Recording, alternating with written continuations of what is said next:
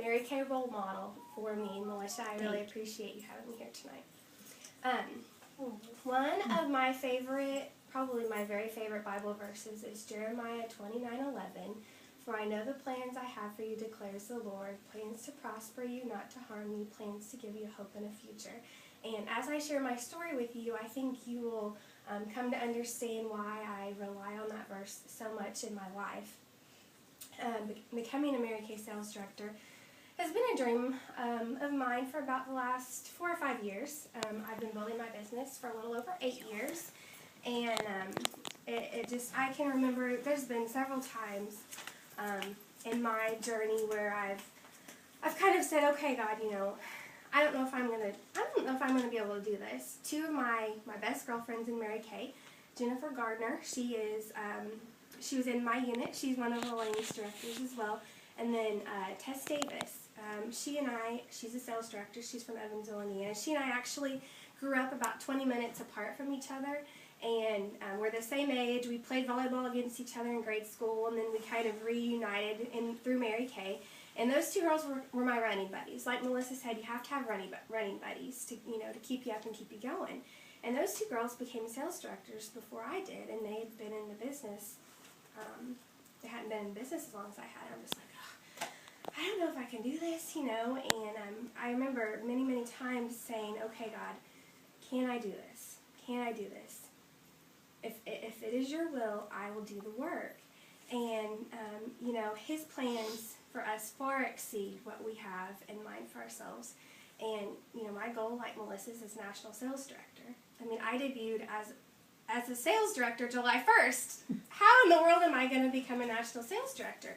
It may be 2 years, it may be 10 years, but if that is my goal for myself, I can't even imagine what his goals for me is. And just so excited about helping other women. Thank you, sweetie. Helping other women build their Mary Kay business and become successful business owners as I go down my journey and travel that path. I'm going to tell you a little bit about my family. My family is my why in my business. I have 3 kids. Hallie, who is 7, Hadley, who is 2.5, she'll be 3 in December, and Hudson will be 1 next month. They keep me very, very, very, very busy. And my husband Josh, we've been married 7 years, and he is a male version of Linda Tupin. And the reason I say that is because he was raised on a dairy farm. And you get up at 4 o'clock to milk the cows. You go out at 9 o'clock to milk the cows. He has listened to Linda's Choices CDs. He's listened to different trainings I've, on Intelliverse and such as I play on the computer.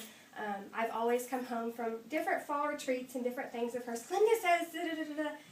And so he'll say, hey, Kate, Linda Tupin says, da-da-da-da-da. Are you doing that? How much have you sold this week? Who's your next team member? Sometimes I just want to be like this. It's my business. But he is, I say that in the most loving way because he is so supportive and constantly pushing me to the next goal in my business. I am, in my other life, I'm an X-ray technologist. And my goal is to be able to completely eliminate that part of my life. I wouldn't even mind to let my X-ray license expire. I went to school and got my X-ray degree after I had Hallie. I was 18 when I was pregnant with her, and so it was an easy 2-year degree that I could do close to home and still make decent money. It's not the best, but it's not bad for a 2-year degree. And I currently teach part-time at our local college 2 days a week, which 2 days a week is not bad. I hope you don't post this on Facebook. 2 days a week is not bad. It doesn't sound like much, but I tell you what, those 2 days a week come around so fast, and I dread them so much. And then I also work PRN at our local hospital. I was part-time, and I went back to PRN in June, thanks to my Mary Kay team and my husband. They both told me, okay, enough is enough. You need to step it down a notch. But I'm going to tell you a little bit about my journey in Mary Kay. Like I said, I was 18 when I started. I was 4 months pregnant with my daughter Hallie. I was living at home, getting ready to start my first semester at college. My parents had every reason in the world to tell me that I could not start my Mary Kay business. I mean, I had to ask them because I was still living at home. And they could tell it was something that I really wanted to do. I had been using Mary Kay since I was 15. Went to a girlfriend's party. It was just 15 and 16-year-olds. There was no moms. And my mom sent a blank check with me, and she said, said you can spend $30 or $40 or whatever. I got a little pink compact and some eyeshadows. I fell in love with Mary Kay, the product, and I fell in love with my beauty consultant. And she put me on the Preferred Customer Program. And I know that you all are doing the Preferred Customer Program, right? Because you guys are smart consultants. But what I want to share with you is this. Don't leave out your 15, 16-year-old, 17-year-old girls thinking they don't have money. They probably don't have money. I didn't have a job in high school. I worked during the summer at our swimming pool, and then I babysat on the weekends. I didn't have money. But what money I had, I was spending on Mary Kay. I could not wait to get my lookbook in the mail, flip through it, find out what I wanted, and then I was so excited to get the little PCP gift. I would spend $40 just to get the gift. And so don't leave out those girls, guys. They could be your next sales directors. It may be 10 years from now, but they could be your next sales directors. And so anyway, fast forward a couple years, and my consultant quit selling Mary Kay, and I found Elaine Hipster is my senior sales director. She was also next door neighbor to my mom and dad. She knew me before I was born.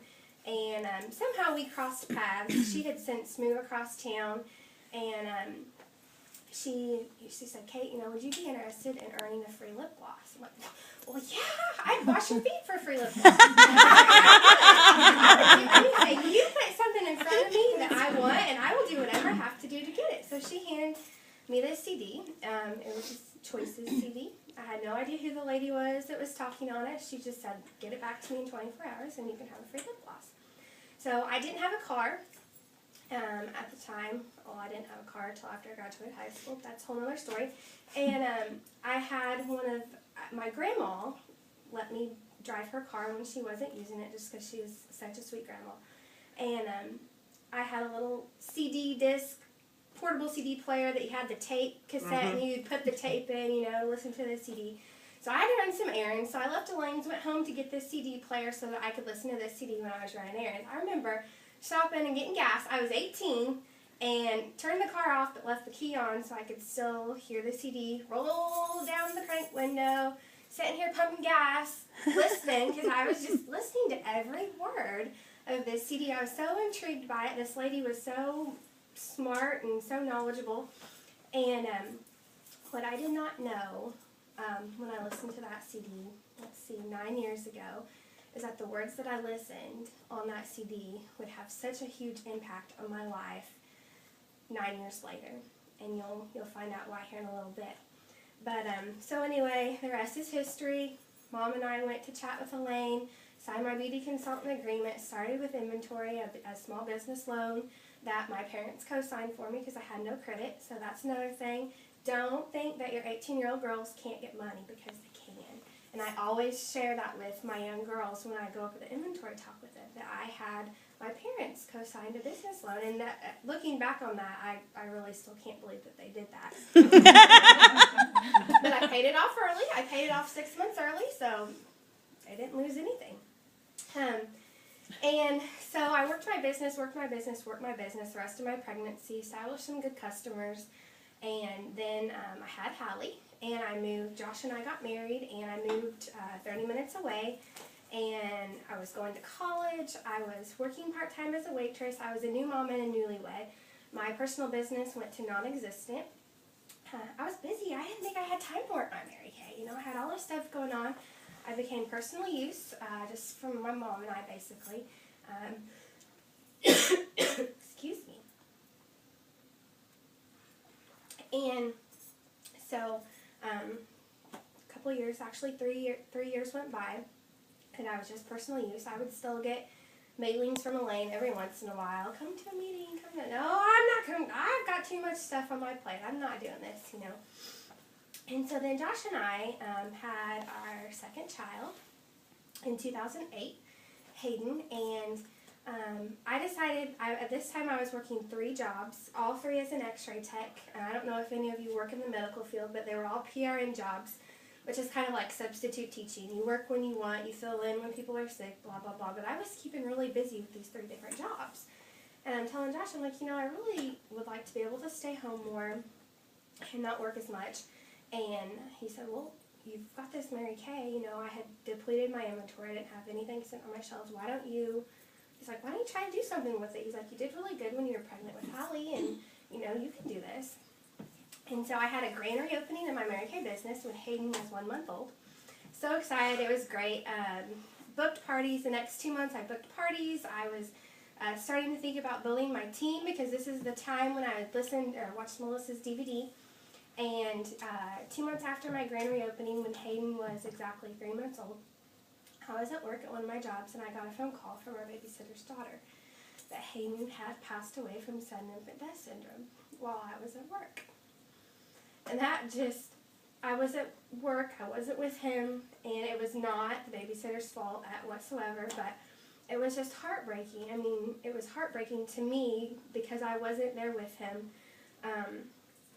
And so, after that happened, I got back to work with my Mary Kay business because I knew that I wanted to be home with my kids, because those hours when they're at the babysitter's, you can't ever get that time back. You just can't. And so I made the last minute decision just a couple weeks after Hayden passed away. He passed away on June 5th to go to seminar. I had never been. I had no idea what it was about. And I flew down there by myself because Elaine and her other consultants had already booked their flight, and I'd never flown before, so I was flying by myself to Dallas, and that's where I caught the picture of the big picture, caught the vision, and came back, started building my team, and let's see, I believe it was a year and a half later, my team and I earned our first car. I was pregnant with our daughter Hadley, who's, like I said, now almost 3. And the next couple years in my journey kind of broke up.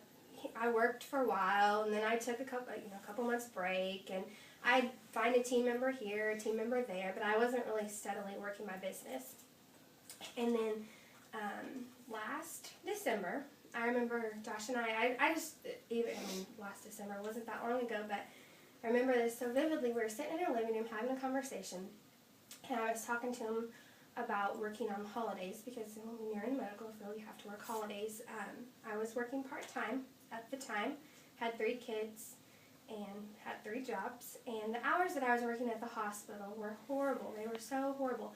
I would work 16-hour weekend shifts, and by the time I drove 30 minutes there and 30 minutes back, it was 17 hours that I was away from my family. And here I'm thinking back to, 4 years prior to why I was getting my Mary Kay business going in the first place. And I'm like, this is not what I want to do the rest of my life. This is not it.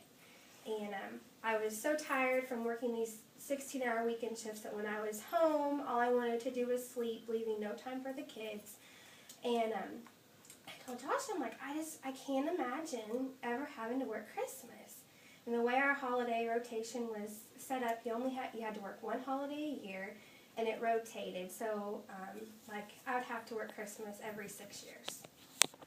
That's like hardly ever, right? But I'm like, no, that's what Josh is like, that's hardly ever. I'm like, I don't care. I don't want to ever have to be away from my family on Christmas. That's just not for me. And there's so many people that do it, and I greatly admire those people, but it just wasn't for me. And he just looked at me and he said, then you need to get busy with your Mary Kay.